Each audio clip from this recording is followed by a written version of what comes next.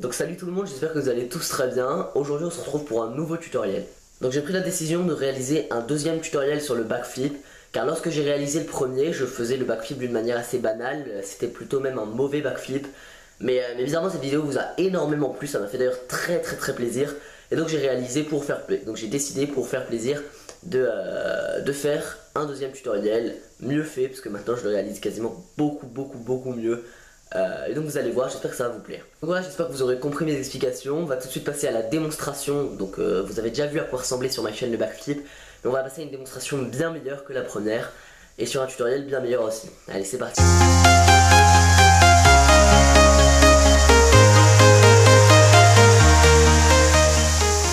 J'espère que vous m'entendrez bien avec le bruit qu'il y a dehors. Pour moi, le backflip se décompose en 3 étapes, comme pour la majorité des gens. Donc la première étape va être de constituer l'impulsion du salto, ce qui va être donc d'envoyer les jambes en l'air et de venir ramener ses jambes à ses bras. Donc ça, je l'ai expliqué dans le premier tutoriel. La deuxième étape va être donc le groupement, donc va être d'attraper ses jambes et de les serrer le plus fort possible contre son ventre ici, contre ses abdos, pour tourner le plus rapidement possible. Et la dernière étape, la troisième étape, va être le dégroupement. Donc le dégroupement, c'est quelque chose qui se fait dans la plupart des saltos assez intuitivement, et c'est vraiment la partie pour moi la plus simple. Il y a juste après un problème de hauteur qui va s'accorder donc avec le dégroupement. En effet, si on a moins d'hauteur, le dégroupement va être plus difficile. On va avoir tendance à atterrir sur les genoux, ce qui va rendre le salto plus ou moins douloureux et plus ou moins moche. Voilà, tout simplement. Donc comment améliorer son dégroupement, son atterrissage et atterrir le plus droit possible. Donc on va travailler ça aujourd'hui, donc étape par étape. Donc le mieux pour apprendre à réaliser le salto arrière, va de posséder un matelas, d'avoir un matelas à disposition, afin d'éviter toute blessure, parce que on risque de tomber sur les genoux la première fois. Donc ça, je vous montrerai comment vous risquez de tomber la première fois en l'apprenant. D'ailleurs, je vais vous le montrer maintenant. Voilà, donc l'une des premières fois que vous allez réaliser un backflip, un salto arrière, vous risquez de réatterrir comme ça. Donc si vous êtes accompagné d'un matelas, il n'y a pas de problème, c'est pas très douloureux. Tomber sur les genoux, ça nous est tous arrivé quand on était petit, ou même plus grand, ça va pas vous faire très mal. L'important est que vous faites gaffe à pas trop arrêter la chute avec vos mains. En effet, si vous calez avec vos mains avant d'atterrir sur les genoux, vous risquez de vous faire mal au poignet. C'est pour ça que je vous conseille vraiment un échauffement de toutes les parties du corps avant de commencer le salto arrière.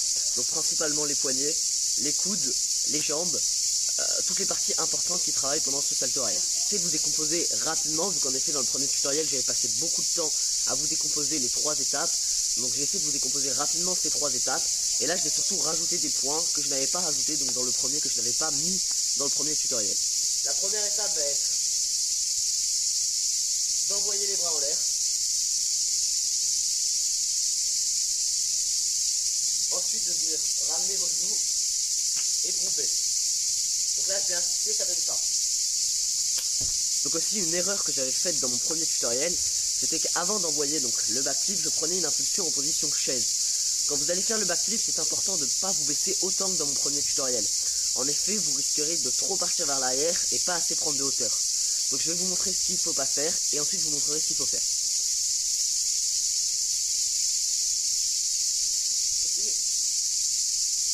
Pour le salto arrière, vous êtes accompagné de votre matelas que vous placez juste derrière vous.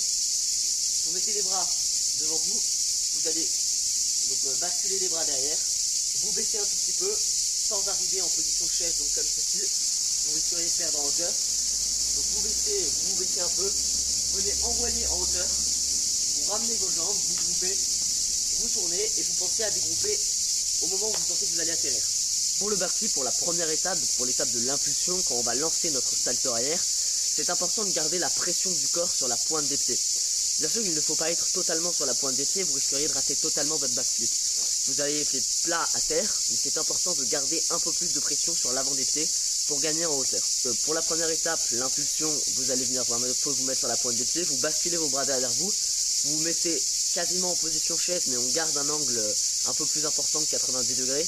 C'est-à-dire on ne se met pas en position chaise, mais un peu plus haut. Je ne sais pas si vous me comprenez bien, mais c'est très important. Vous venez mettre vos bras derrière vous, position chaise, sans vraiment se mettre en position chaise.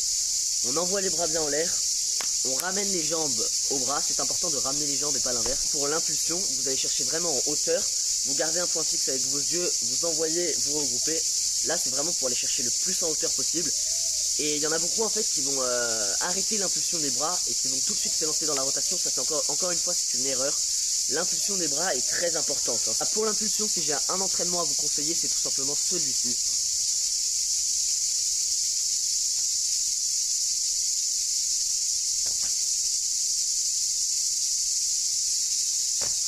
Donc pour moi, dans la deuxième phase, donc dans la deuxième étape, il va y avoir 2 groupements possibles. Donc là, bien sûr, j'exclus les groupements de gymnase, l'écarté, etc. Ça importe pas aujourd'hui. Donc alors, les 2 groupements principaux pour moi, ça va être tout simplement le groupement banal où on va venir attraper ses jambes.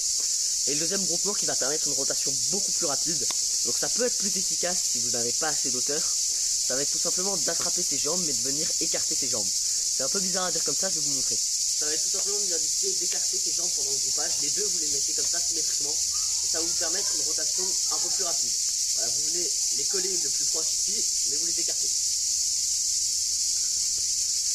Je vous assure que ça va vous permettre une rotation plus rapide. Et donc si vous n'avez pas assez d'auteur, de compenser cette perte d'auteur en allant plus rapidement. Enfin, la troisième étape qui est tout aussi importante, c'est tout simplement le dégroupage, l'atterrissage.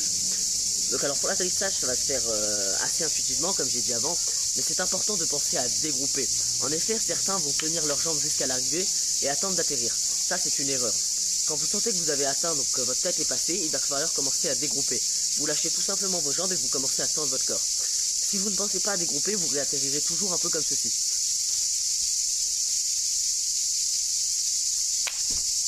Donc c'est important de penser à dégrouper comme ceci. Je vais essayer d'exagérer le dégroupement. Je sais pas si mon atterrissage sera parfait, mais je vais vous montrer.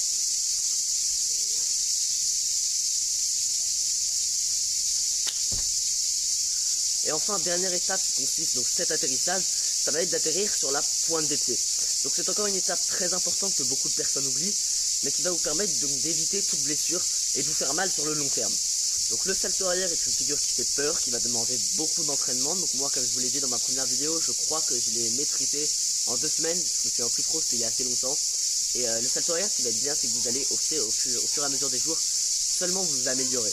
Bien sûr, si vous arrêtez de pratiquer, vous risquez de perdre votre salto. Donc je vous conseille vraiment tous les jours d'en lancer, si c'est même 2 ou 3, ça passera très bien et vous progresserez au fur et à mesure des jours. Donc si après cette vidéo vous continuez à avoir peur, je vous invite à regarder mon premier tutoriel où je parlais plus approfondément des peurs. Donc je parlais des points sensibles du backflip où on risquait d'avoir peur, c'est-à-dire se tordre la nuque, etc. Je vous conseille vraiment d'aller voir mon tutoriel, c'est humain. Tout le monde a eu peur de se tordre la nuque, même moi, ça m'a fait beaucoup hésiter. Et donc je vais vous conseiller maintenant des exercices pour vaincre votre peur. Un premier exercice qui moi m'a beaucoup aidé, ça a été le principal pour moi. Ça va être tout simplement d'essayer de réaliser un flip arrière, mais ça, donc toujours la même peur de se tordre la nuque, mais en partant sur le côté. Donc c'est littéralement l'exercice qui m'a permis de savoir maîtriser aujourd'hui mon salto arrière, d'oser le lancer. Donc je vais vous montrer ce que ça donne.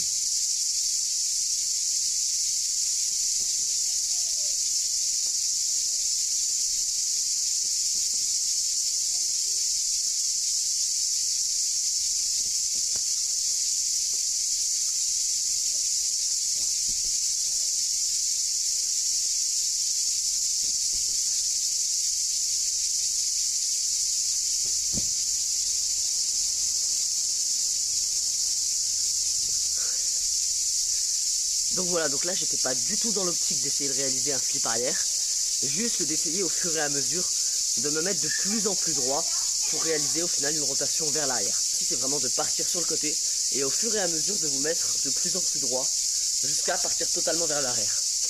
À partir du moment où vous osez partir vers l'arrière, il suffira plus que d'essayer de poser vos mains le plus tard possible, comme ceci.